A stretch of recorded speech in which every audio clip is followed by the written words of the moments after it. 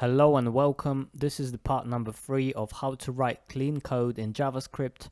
If you wish to check out my previous videos when I'm talking about objects or variables, then feel free to do that. As the first thing, I will talk about isolating functions.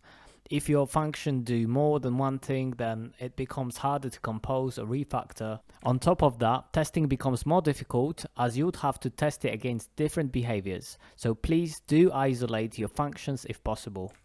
To start with, I'll list a bad example, and just to memorize the principle, I'll add a short note at the top saying function should do one thing. As a bad example, I'll write a function that is supposed to fix a car. Obviously, this is not possible in JavaScript, but sort of whole series is about the cars, so I thought I can use that. So in our functions, I'm gonna use a for each method, and I'll go through each car object, and if any of the car is broken, then I want to fix the car. So I said functions should do one thing, and this is a trivial example, but imagine this function is bigger. In this function, I'm doing two things already: checking if the car is broken and then fixing the broken car. So ideally, we should split that into two separate functions. So one of them can loop through the cars and find the broken ones, and the other one will fix the broken cars. So within the first function called fix broken cars, and as the argument I want to take car. Sorry about the typo here, but I think you'll get the point of splitting it. So cars filter, and then if the car is broken, for each car I want to fix it, which the syntax for is obviously not right, so apologies. I only found that when I was recording this video. And then the second function that checks if the car is actually broken, and you can see I'm calling the is car broken in the function above within the fix broken cars. So I'm just adding a little descriptions to both. The bad one has a checker and execution functions, and in a good example, the checker and execution are completely separate. Every example can be pulled from my GitHub, link is just underneath the video. Okay, next one is kind of tricky, naming your function. I think this is where I like to spend most of my coding time, figuring out the name of the variable of the function. Anyway, function name should say what they do, as this will minimize the risk of adding unnecessary comments. So as the bad example, I will create a function that is supposed to add months to date. So function is called add to date, two arguments, date and month. Then below that variable named date, which creates new date instance. And below that we are going to call our function, so add to date, then date and 1. And this is obviously bad because we have to go to the root function to understand what is happening. So what I said at the beginning, we're going to create a function that will add month to date. So as a good example, we're just going to do that. So just below, I'm going to start creating my good example. So below that, function add month to date, two arguments, so date and month, exactly the same. Within the function, you can execute your code. Below, we're just going to use the same stuff that we had above. So date equals to new date. Just missed the space. And then if I want to execute it, I'll know straight away what this function does. So add month to date, and then I can add a month and a date. In the third example, I will tell you why you should avoid using flags as function parameters. So as mentioned before, functions should do one thing. And if you are going to add a flag anyway, then you could just declare the default value in the argument. But here, I will split the function into two pieces. So as a bad example, I'll create a function that is supposed to update the progress, and as a arguments, I'm going to pass score and progress, and then I'm going to use if statement. So if there is a progress, then I'm going to navigate to I don't know, any URL, and then as an else, I'm going to navigate to a score URL. So this can be fixed either by removing a flag and setting a default parameter, or defining two separate functions, which is what I'm going to do. So below, I'm going to add a comment and I'll start writing a good example of that function.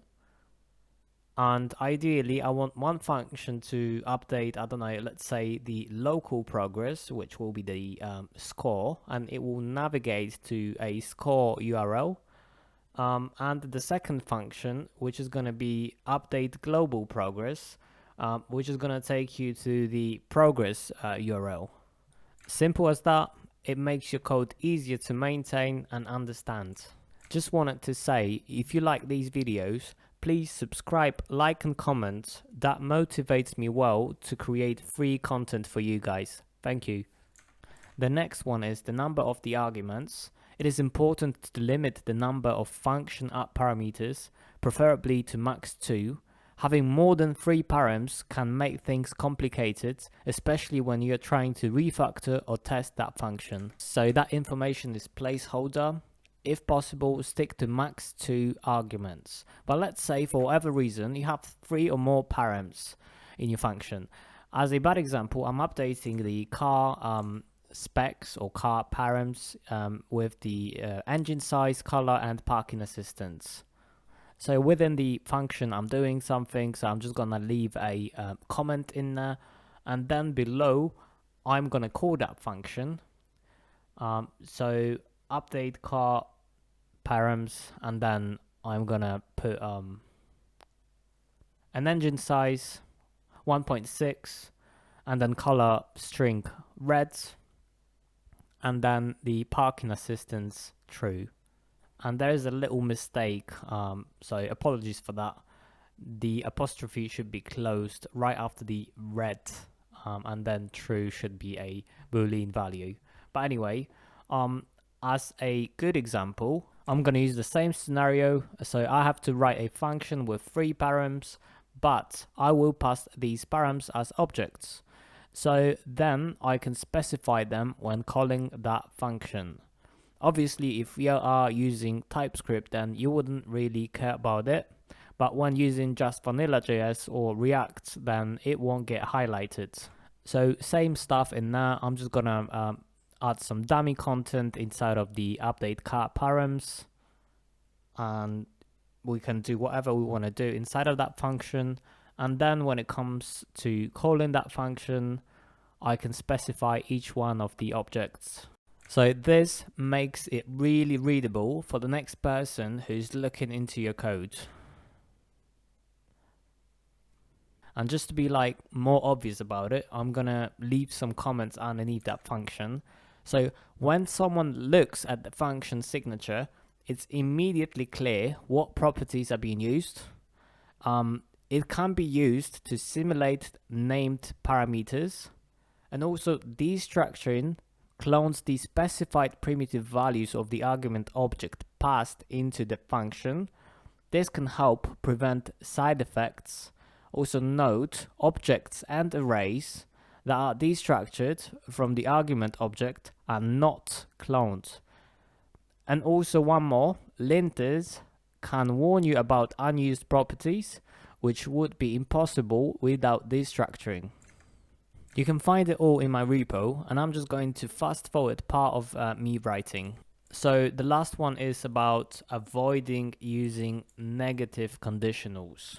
So it is pretty simple. As a bad example, I'm gonna create a function called isCarDamaged, and I'm gonna pass a car, leave some comment for your code. And then when it comes to calling that function, let's say I'm using an if statement, exclamation mark, and isCarDamaged, and then again car. And this is a bad example.